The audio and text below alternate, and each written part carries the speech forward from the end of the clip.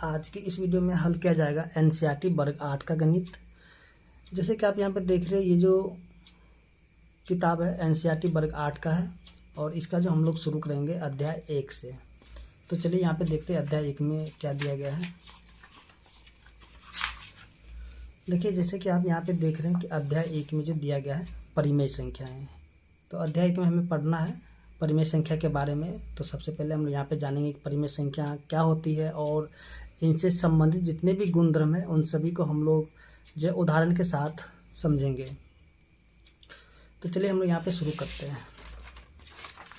देखिए, इसको शुरू करने से पहले हम लोग यहाँ पे कुछ बेसिक चीज़ जान लेते हैं और उसके बाद जो है यानी कि जो परिमेय संख्या में ज़रूरत पड़ेगा उन सभी को हम लोग पहले जान लेते हैं, उसके बाद हम लोग यहाँ पे देखेंगे इसको।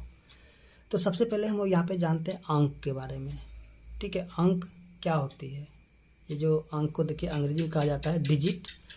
जिससे कि यहाँ पे हम लोग देखेंगे यानी कि किसी भी संख्या को निरूपित करने वाले या फिर निरूपित करने के लिए हम जिन संकेतों का प्रयोग करते हैं उसे ही अंक कहा जाता है।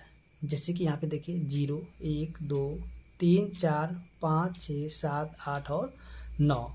ठीक है, तो ये सभी के सभी जो हो गई यानी कि 0 से लेकर के 9 तक, इन्हें ही अंक कहा जाता है। ठीक है, और इन्हीं की सहायता से हम जो है किसी भी संख्या को लिख पाते हैं। देखिए, इनकी जो संख्या होती है 10 होती है। जैसे आप यहाँ से गिनिएगा तो इनकी संख्या कितनी होती है? 10 होती है। जैसे कि 1, 2, 3, 4, 5, 6, 7, 8, 9 और 10। ठीक है, अंक की संख्या कितनी होती है? 10 होती है और इन्हीं की सहायता से हम किसी भी संख्या को लिख सकते हैं। इसके बाद जो आती है आगे संख्यांक। देखिए, संख्यांक को अंग्रेजी में कहा जाता है नंबरल्स। ठीक है, इसको क्या कहा जाता है? नंबरल। जैसे कि आप यहाँ पे देखिएगा यानी कि किसी भी संख्या को निरूपित करने वाले जो अंक के समूह होते हैं। ठीक है, ये जो अंक देखिए यहाँ पे जो आप देखिएगा, जैसे कि यहाँ पे दिया है 1434। तो यहाँ पे देखिए 1 है, 4 है, 3 है, 4 है, यानी कि यहाँ पे जो ये जो अंक है तो इन्हीं की समूह से मिल करके ये जो संख्या बनते हैं। ठीक है, संख्या क्या होगा? किसी संख्या को निरूपित करने वाले जो अंक समूह होंगे उन्हें ही संख्यांक कहा जाता है। ठीक है, अब देखिए यहाँ जो प्राकृत संख्या दिया गया है, तो देखिए प्राकृत संख्या क्या होती है? देखिए, प्राकृत संख्या का हम लोग यहाँ पे जैसे कि अंग्रेजी में इसको कहा जाता है नेचुरल नंबर। ठीक है, जैसे कि हम लोग जानेंगे कि वस्तुओं के गणना में आने वाले संख्या ही प्राकृतिक संख्या या फिर प्राकृत संख्या कहा जाता है। ठीक है, या फिर हम लोग सीधी कह सकते हैं कि जो गिनती की संख्या होती है, ठीक है, जो गिनती की संख्या होती है उसे ही प्राकृत संख्या कहा जाता है। जैसे कि आप यहाँ पे देखिएगा 1, 2, 3, 4, 5 और ये क्या होगा? आगे तक जाएगा यानी कि अनंत तक चला जाएगा। ठीक है, 1, 2, 3, 4, 5 और ये आगे तक इस तरह से बढ़ते हुए जाएगा। जैसे 5, 6, 7, 8, 9, 10, 11, 12, 15, 20, 50, 1 लाख, मतलब इस तरह से आगे बढ़ते हुए चला जाएगा। ठीक है, यानी कि अनंत तक चला जाएगा। और देखिए यहाँ पे जो अगर आपसे पूछा जाएगा कि सबसे छोटी प्राकृत संख्या क्या है, देखिए सबसे छोटी प्राकृत संख्या जो है 1 है। ठीक है, और बड़ी प्राकृत संख्या कौन सी? देखिए, बड़ी प्राकृत संख्या को हम लोग ज्ञात नहीं कर सकते हैं। इसके बाद हम लोग आगे जो जानेंगे पूर्ण संख्या। देखिए, पूर्ण संख्या क्या होती है? देखिए, पूर्ण संख्या जो होता है अंग्रेजी में इसे कहा जाता है होल नंबर। ठीक है, इसको क्या है तो होल नंबर कहा जाता है। तो देखिए ये क्या होती है? जैसे कि आप यहाँ पे देखिएगा, ये जो प्राकृत संख्या है, जब प्राकृत संख्या के आगे में जब शून्य को शामिल कर दिया जाता है, जैसे कि आप देखिए यहाँ पे 1, 2, 3, 4, 5 है, जैसे यहाँ पे 1, 2, 3, 4, 5 है और ये भी अनंत तक है और इनके आगे एक शून्य लगा दिया गया है। ठीक है, तो इसे ही हम लोग कहेंगे पूर्ण संख्या है। ठीक है, अब देखिए ये जो पूर्णांक है, जैसे आप यहाँ पे देखिए यहाँ पे -4 है, यानी कि अनंत से अनंत तक जाएगा ये भी। जैसे कि आप देखिए माइनस में 4 है, -3 है, -2 है, -1 है, 0, 1, 2, 3, 4 और ये भी क्या होगा? अनंत तक बढ़ते चला जाएगा। ठीक है, तो इसे ही हम कह सकते हैं पूर्णांक। ठीक है, इसे हम क्या कहेंगे? पूर्णांक, यानी कि जो संख्या जो माइनस भी होगा और प्लस में भी होगा। जैसे कि आप यहाँ देखिए माइनस में 1 है और यहाँ पे प्लस में 1 है। ठीक है, तो इसे ही हम लोग कह सकते हैं पूर्णांक। देखिए, पूर्णांक में जो है जैसे अब जो माइनस वाली जो संख्या होगी, जैसे कि -4, -3, -2, -1, तो इन्हें कहा जाता है ऋणात्मक। ठीक है, यानी कि माइनस वाले को हम क्या कहेंगे? ऋणात्मक कहेंगे। और धनात्मक किसे कहेंगे? जो प्लस वाले जो चिन्ह होंगे यानी कि प्लस वाली जो संख्या होगी उसे कहा जाएगा धनात्मक, जैसे कि 1 2 3 4, और ये भी आगे तक बढ़ते हुए चले जाएंगे। इसके बाद जो है हम लोग यहाँ पे जानते हैं परिमेय संख्या के बारे में। तो देखिए परिमेय संख्या क्या होती है, तो सीधी सीधी हम यहाँ पे कह सकते हैं परिमेय संख्या के बारे में कि जिस संख्या को हम लोग p/q के रूप में लिखते हैं उसे ही परिमेय संख्या कहा जाता है। ठीक है, जिस संख्या को हम लोग p/q यानी कि p/q क्या होता है, देखिए जैसे कि ऊपर हम लोग देखेंगे यहाँ पे, जैसे कि ऊपर में 2 हो और नीचे मान लीजिए कोई संख्या 3 हो। ठीक है, यानी कि ऊपर भी संख्या है और नीचे भी संख्या है। ठीक है, ऊपर भी संख्या और नीचे भी संख्या है, तो इसे ही हम लोग कह सकते हैं परिमेय संख्या है। ठीक है, इसके बाद एक चीज़ आपको यहाँ पे याद रखना होगा कि q जो है q यानी कि q नीचे में है, तो q का मान जो है वो 0 के बराबर नहीं होना चाहिए। अगर देखिए यानी कि q का मान अगर 0 होगा तो वैसी संख्या को हम लोग जो है परिमेय संख्या नहीं कह सकते हैं।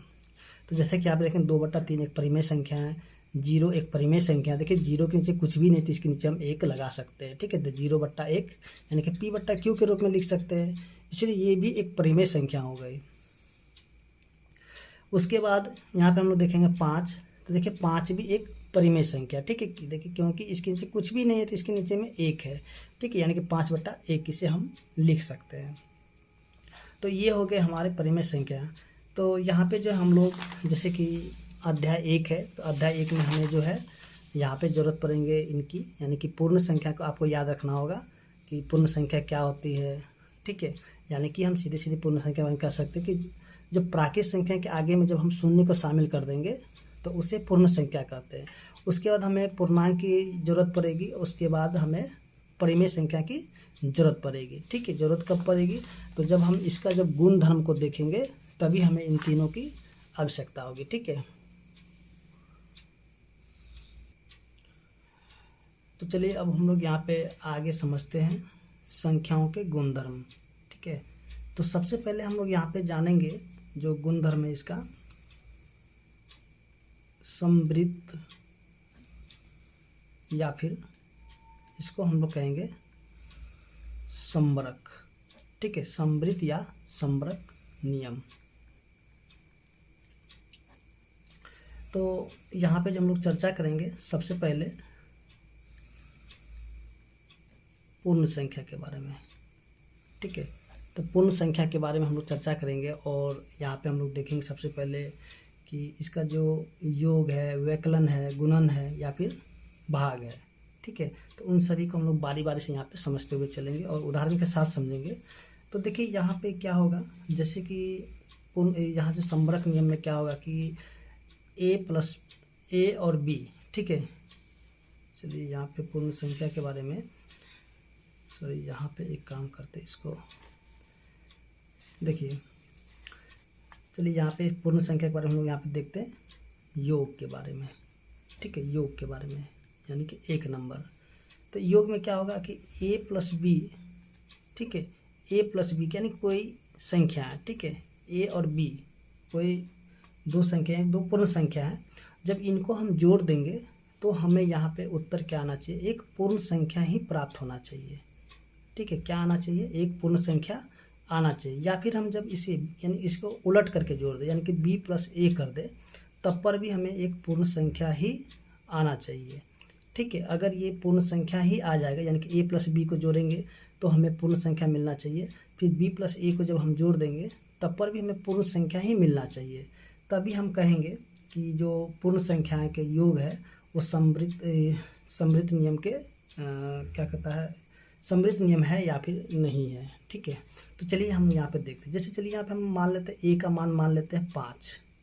ठीक है, a को मान लेते हैं 5 और b को कर लेते हैं 3 कर लेते हैं। ठीक है, तो चलिए यहाँ पे हम लोग एक बार देखते हैं a + b को, a + b। तो a का मान कितना रखे हैं 5, उसके बाद प्लस अब b का मान कितना 3 है। देखिए इन दोनों को हम जोड़ेंगे तो 8 आ गया। ठीक है, 8 क्या है, एक पूर्ण संख्या है। ठीक है, यानी कि a + b को हम जोड़ दिए तो यहाँ पे कितना आ गया, 8 आ गया। अब एक बार हम क्या करते हैं, चलिए यहाँ पे एक हो गया a + b को, और एक बार इसी को उलट करके जोड़ देते हैं यानी कि b+ में a कर लेते हैं। ठीक है, तो b + a यानी कि b का मान कितना है, यहाँ पे 3 है तो लिखेंगे 3 और प्लस में ए का मान कितना है 5 है 5, और इनको जब हम जोड़ेंगे तो 8 आ गया, और ये भी एक क्या है पूर्ण संख्या है। ठीक है, ये भी क्या है एक पूर्ण संख्या है, तो इसलिए हम यहाँ पे कहेंगे, देखिए यहाँ पे दोनों ही हमें पूर्ण संख्या मिल चुकी है। ठीक है, तो इसलिए हम कहेंगे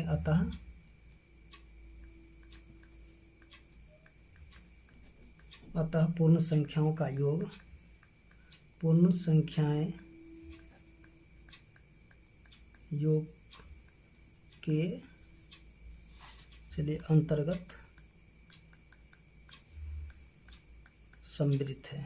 ठीक है, अगर यहाँ पे जो है इन दोनों को सीधा जोड़ते, यानी कि a प्लस बी को जोड़ के 8 आ गया और b प्लस जोड़ करके 8 अगर नहीं आता, तब हम यहाँ पे कहते हैं कि ये जो इनके योग का सम्मिलित नहीं है।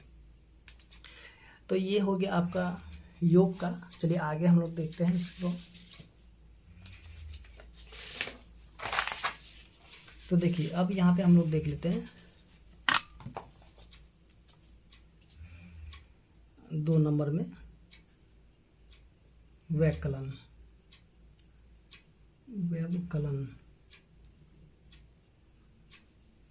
देखिए व्यवकलन का मतलब होता है घटाव। ठीक है, इसका मतलब क्या होता है घटाव, यानी कि माइनस। तो यहाँ भी हम लोग देखेंगे कि a माइनस में b को जब हम घटा दें तो हमें एक पूर्ण संख्या ही प्राप्त होना चाहिए। ठीक है, फिर से हम यहाँ पे b माइनस में a कर देंगे, तब पर भी हमें एक पूर्ण संख्या ही प्राप्त होना चाहिए। तभी हम यहाँ पे कहेंगे कि जो यहाँ पे व्यवकलन का जो है ये सम्मिलित है या फिर नहीं है। ठीक है, तब पता चलेगा। चलिए यहाँ पे हम लोग देखते हैं a का मान लेते हैं कितना। चलिए a का मान कर लेते हैं 4 और b का मान कर लेते हैं 3।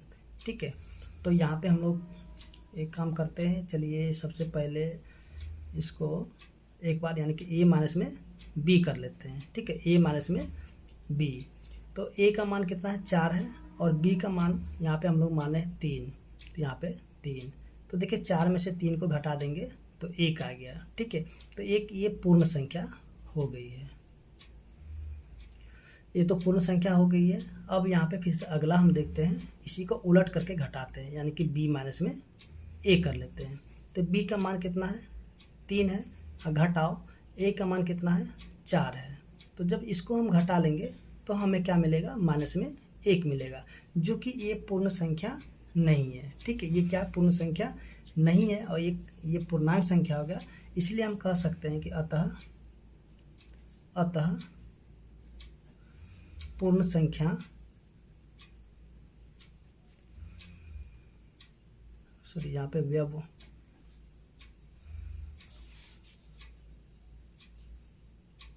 व्यवकलन के अंतर्गत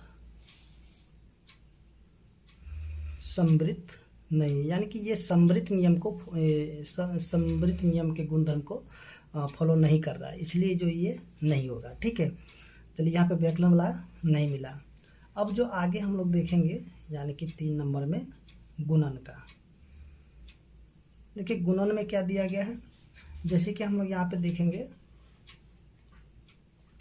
कि कोई 2 संख्या, ठीक है, गुणन यानी कि गुना हो जाता है। ठीक है, जैसे कि यहाँ पे हम देखें a को जब हम गुना कर देंगे b के साथ, तो हमें यहाँ पे एक पूर्ण संख्या ही प्राप्त होना चाहिए। क्या होना चाहिए, एक पूर्ण संख्या प्राप्त होना चाहिए। या फिर इसको हम उल्टा करके गुना कर दें, यानी कि b के गुना कर दें a के साथ। ठीक है, पहले b को लिखेंगे फिर बाद में a को लिखेंगे। जब इसको हम गुना कर देंगे तो गुणनफल क्या आना चाहिए, एक पूर्ण संख्या ही प्राप्त होना चाहिए। तभी हम कहेंगे कि पूर्ण संख्या जो है गुणन का अंतर्गत सम्मिलित है या फिर नहीं है। ठीक है, तो चलिए यहाँ पे हम क्या करते हैं, a का मान लेते हैं।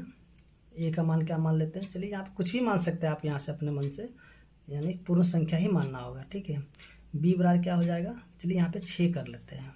तो पहला हम लोग देखते हैं यानी कि a गुना में b, तो a का मान कितना है 4 है और b का मान क्या है 5 है, सॉरी 6 है।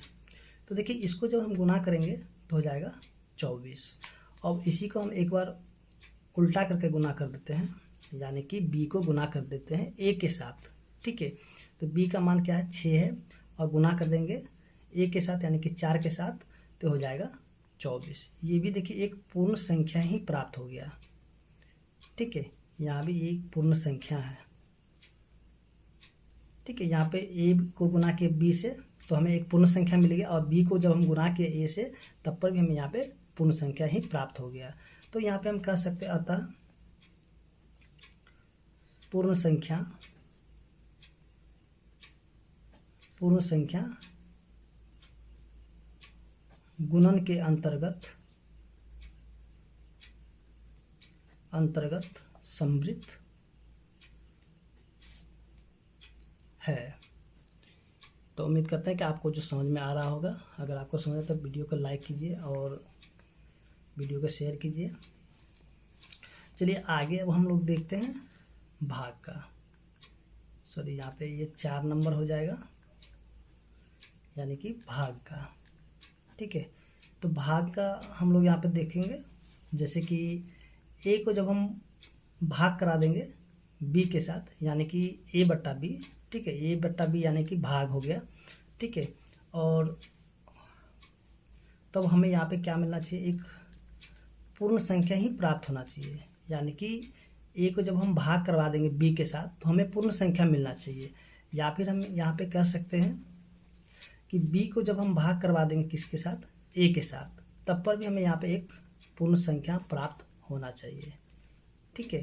तो यहाँ पे हम इसको b बट्टा में a लिख सकते हैं, b बट्टा a। तो ये भी हमें क्या होना चाहिए, पूर्ण संख्या। चलिए देखिए, ये दोनों एक ही बात हुआ, जैसे a बट्टा b हो या सॉरी a भागा b हो या फिर a बट्टा b हो, यानी कि दोनों एक ही चीज़ हो गया, ठीक है।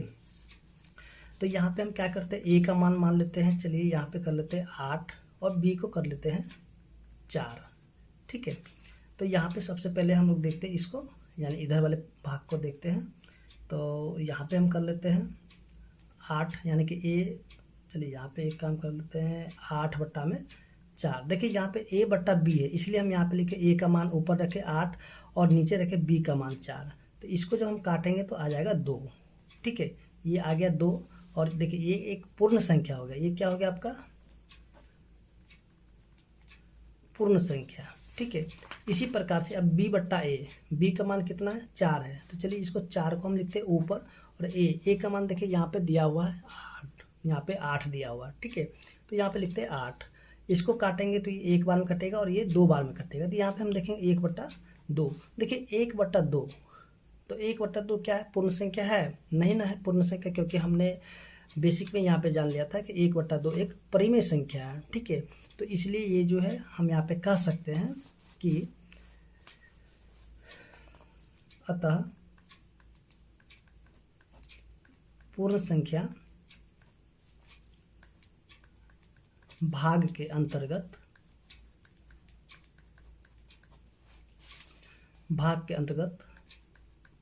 समृद्ध नहीं है, ठीक है। तो उम्मीद करते हैं कि आपको यहाँ तक समझ में आ गया होगा।